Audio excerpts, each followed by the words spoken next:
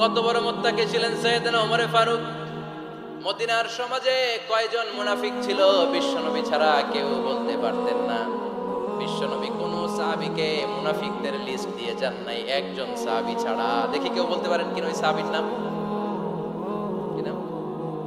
হুযায়ফা ইবনুল ইয়ামান রাদিয়াল্লাহু তাআলা আনহু। ওনাকে বলা হতো সাহিবু সিররি রাসূলিল্লাহ, আল্লাহ রাসূল সাল্লাল্লাহু আলাইহি ওয়াসাল্লামের গোপন তথ্যের ধারক বাহক। সুবহানাল্লাহ পড়বেন না? বিশ্বনবী ইন্তেকালের আগে মদিনার সমাজে মোট কয়জন মুনাফিক আছে এই তথ্য আবু বকরকে বলেন নাই, ওমর রাদিয়াল্লাহু তাআলা আনহুকে বলেন নাই, উসমান রাদিয়াল্লাহু তাআলা আনহু, আলী রাদিয়াল্লাহু তাআলা আনহু, আশারাতুল মুবাশশিরিন বিল জান্নাহ কোন সাহাবীকে বলেন নাই। শুধুমাত্র কেবলমাত্র একমাত্র হুযায়ফা ইবনুল ইয়ামান রাদিয়াল্লাহু তাআলা আনহুর কাছে মুনাফিকদের লিস্টে বিশ্বনবী দিয়ে গিয়েছে। সুবহানাল্লাহ পড়েন। মদিনায় কারা কারা মুনাফিক কেউ জানতো না হুযায়ফা ছাড়া। কে ছাড়া? নামটা আজকে মুখস্থ করেন, যাতে অন্য কোনো ওয়াজে কেউ জিজ্ঞেস করলে বলতে পারেন। মুনাফিকদের লিস্ট যে সাহাবীর কাছে বিশ্বনবী দিয়ে গিয়েছিলেন, সাহাবীর নাম কি? নাম? নামটা কেমন লাগে? ভালো লাগে? অনেকে আমারে জিজ্ঞেস করে, হুজুর আমার ছেলে হবে আগামী মাসে, একটা নাম দেন। নাম দিয়ে দিলাম হুযায়ফা। যাদের হবে ছেলে, এলাকায় যাদের নেক্সট কয়েক মাসে ছেলে হবে, খালি হুযায়ফা চলবে। কি চলবে? ভাল লাগে? নামটা ভাল লাগে? রাইখেন, অনেক সুন্দর নাম। উনি জানতেন মুনাফিক কারা। দেখেন ওমরে ফারুকের তাকওয়ার লেভেলটা কত হাই। ওমরে ফারুক একদিন হুযায়ফা রাদিয়াল্লাহু তাআলা আনহুর কাছে গেলেন, যে বললেন, হুযায়ফা, বিশ্বনবী ইন্তেকালের আগে মুনাফিকদের নামের লিস্টটা কারো কাছে দেয় নাই, আমার জানা নাই, সাইয়েদনা আবু বকরের জানা নাই, কোন সাহাবীর জানা নাই, তুমি ছাড়া। আমি তোমার কাছে জানতে চাই, আমি ওমরের নামটা ওই মুনাফিকদের খাতায় আছে কিনা আমার একটু বলো। আমার ওমরের নামটা ওই মুনাফিকদের লিস্টিতে একটু আছে কিনা, নামটা একটু বলো। যদি থাকে আমি ভালো হয়ে যাব, আমি নেফাকি দূর করে পাক্কা মুমিন হতে চাই। আমার নাম যদি মুনাফিকের লিস্টে থাকে আমি তো শেষ। হুযায়ফা চোখের পানি ছেড়ে দিয়ে বলে, আমিরুল মুমিনিন, কেমন প্রশ্ন করলেন আপনি? আপনি বিশ্বনবীর শ্বশুর, এই উম্মতে আপনার পজিশন 3 নাম্বার। আপনারে মুনাফিকরা ভয় পায়, শয়তান আপনারে ভয় পায়। আপনি জান্নাতে সব বয়স্ক লোকদেরকে নিয়ে জান্নাতের মধ্যে আগে আগে ঢুকবেন, কেমন করে মুনাফিকদের কাতারে আপনার নাম থাকতে পারে? ওমর সুবহানাল্লাহ পড়েন। কি বিনয়ী, কি তাকওয়া। হুযায়ফাকে যে ধরতেন, হুযায়ফা একটু বলো না আমার নামটা মুনাফিকদের লিস্টিতে আছে কিনা। ওমরে ফারুকের যদি এই টেনশন থাকে যে আমি মুনাফিক হয়ে গেলাম কিনা, আমাদের এই টেনশন থাকার দরকার আছে না নাই? হ্যাঁ, যেন সব সময় আল্লাহর কাছে দোয়া করতে হবে, আল্লাহ তুমি নেফাকি থেকে আমাদেরকে বাঁচাও। আরো জোরে পড়েন আমিন। আপনারা ওঠা বসা শুরু করলেন কেন? অনেক রাত হয়ে গেছে তাই? হ্যাঁ, শেষ করে দেই তাহলে না? যে অনেকের কষ্ট হচ্ছে মনে হচ্ছে। হ্যাঁ, এক নাম্বারে যাচ্ছে এইটা সব মুখস্থ দেখি। হ্যাঁ, 1 নাম্বার, 2 নাম্বার, 3 নাম্বার। 1 নাম্বার হইল পেশাবখানা, 2 নাম্বার পায়খানা, 3 নাম্বার নাকি এইটা।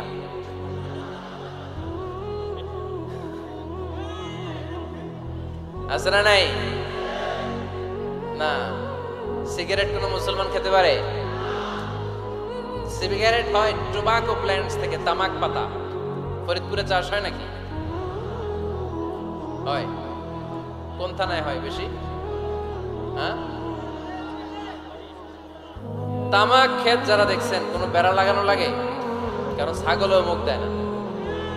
তো যেটা ছাগলে খায় না এটা কোনো মুমিন বান্দা খাইতে পারে? তো খান কেন এগুলো, পচা জিনিস? হ্যাঁ, এই পৃথিবীতে বিড়ি আর সিগারেটই একমাত্র খানা যেটা টয়লেটে ঢুকে খাওয়া যায়, তাই না? পৃথিবীতে সিগারেট আর বিড়ি একমাত্র খাবার। রাগ করবেন না, যারা খান রাগ করেন না। আবার একটু কমন সেন্সটা কাজে লাগানোর জন্য, চিন্তার জন্য বলতেছি। এটাই পৃথিবীর একমাত্র খাবার যেই খাবারের গায়ে এই খাবারের বদনাম লেখা থাকে, স্মোকিং কজেস ক্যান্সার। ধূমপান কর্কট রোগের কারণ, ধূমপান স্বাস্থ্যের পক্ষে ক্ষতিকারক লেখা থাকে না? আচ্ছা ধরেন ফরিদপুরে একটা কোম্পানি নতুন চানাচুর বের করছে, ওই চানাচুরের গায়ে লেখা এই চানাচুর খাওয়ার 1 ঘন্টার মধ্যে বমি শুরু হবে আর ডায়রিয়া হবে। খাবেন? কি কইবেন? তুই খা। দোকানদারে কি কইবেন?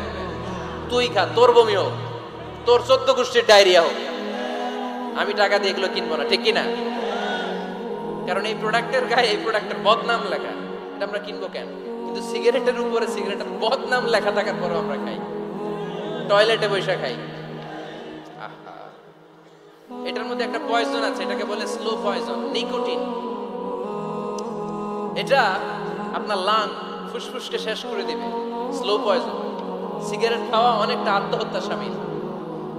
বিষ খেলে সাথে সাথে মরে, সিগারেট খেলে ধুকে ধুকে মরে।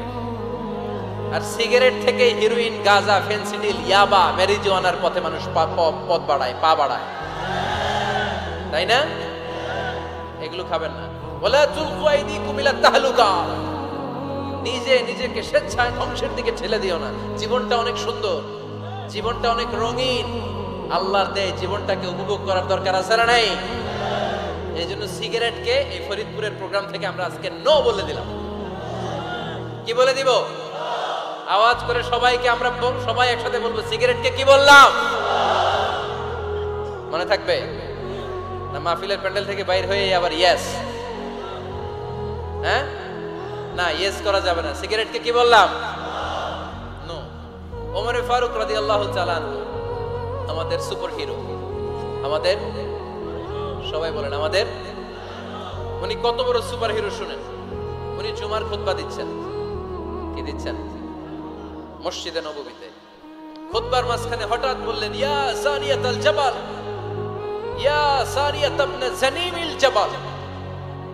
এই কথা বলেই আবার খুতবা দিতে শুরু করলেন। ওনার এই ইয়া সারিয়াত ইবনে জানিমিল জাবালের সাথে আগের কথারও কোনো মিল নাই, পরের কথারও কোনো মিল নাই। জুমার নামাজের পর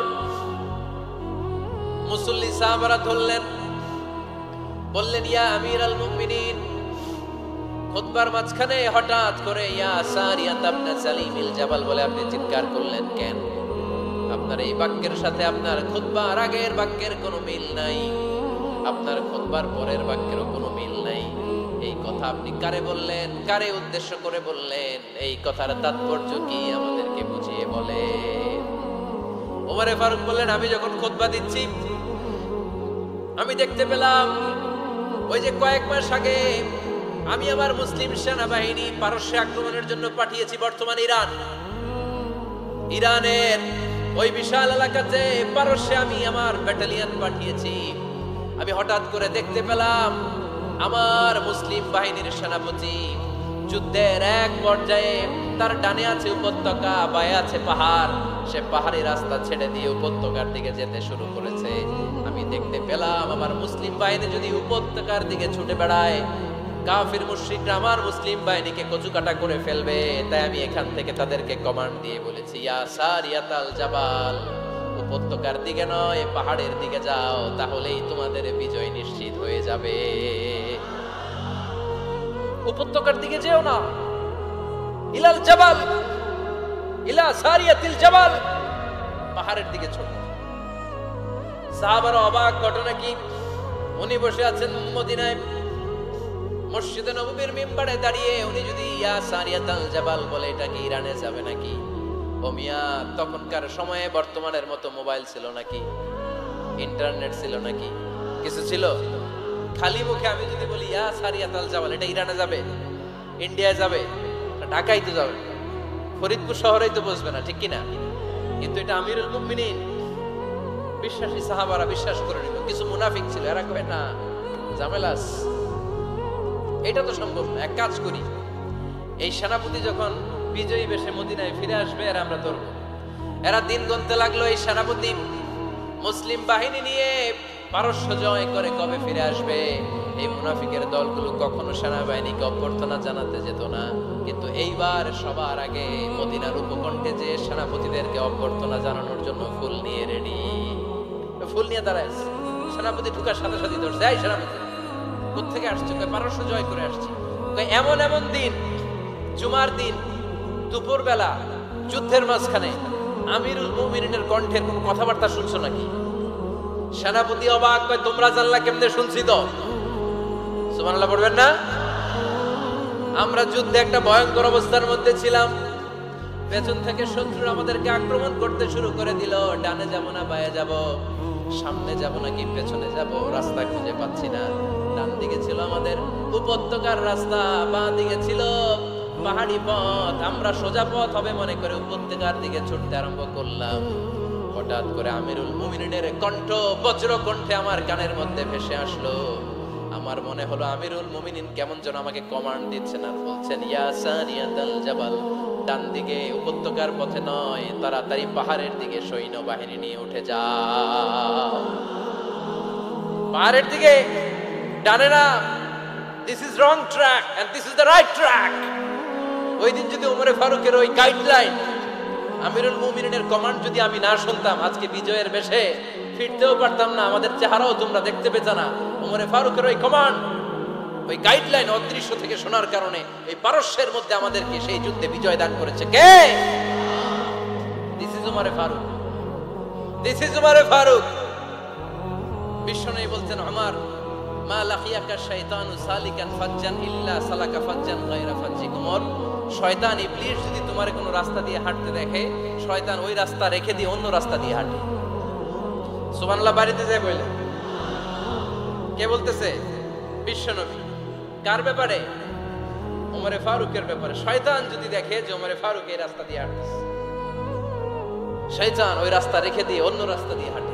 সুবহানাল্লাহ পড়েন। রাত্রিবেলা আমরা আমাদের বাচ্চা ছেলে মেয়েদেরকে যখন খাওয়াই, বাচ্চারা খেতে চায় না, এরকম হয় আপনাদের ফরিদপুর এলাকায়? না, এই এলাকায় হয় নাকি? খেতে চায় না বাচ্চারা, এই চকলেট দেখায়া, এই মিনা কার্টুন দেখায়া, এইটা সেইটা, এগুলো সেগুলো বলে, গল্প টল্প বলে ভুলায়া খাওয়ানো লাগে, তাই না? তারপরও খায় না। আমারও ছোট মেয়ে আছে, খেতে চায় না, এইটা সেইটা এমনি সেমনি খাওয়ানো লাগে।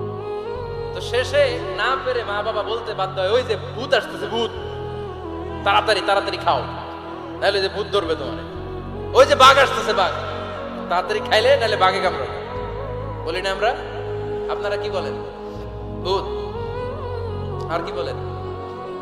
হ্যাঁ হ্যাঁ, আচ্ছা। এক এক জায়গায় এক একটা আমরা বলি, ভূত আসবে, বাঘ খাবে, ভাল্লুক খাবে, তাড়াতাড়ি খাও। মদিনাতে যখন ওমরে ফারুক আমিরুল মুমিনিন, মদিনার মায়েরাও বাচ্চাদেরকে খাওয়াতে পারতো না, ছোট্ট মেয়েদেরকে খাওয়াতে পারতো না, খাওয়া নিয়ে যন্ত্রণা করতো। বাচ্চারা যখন মদিনায় খেতে চায়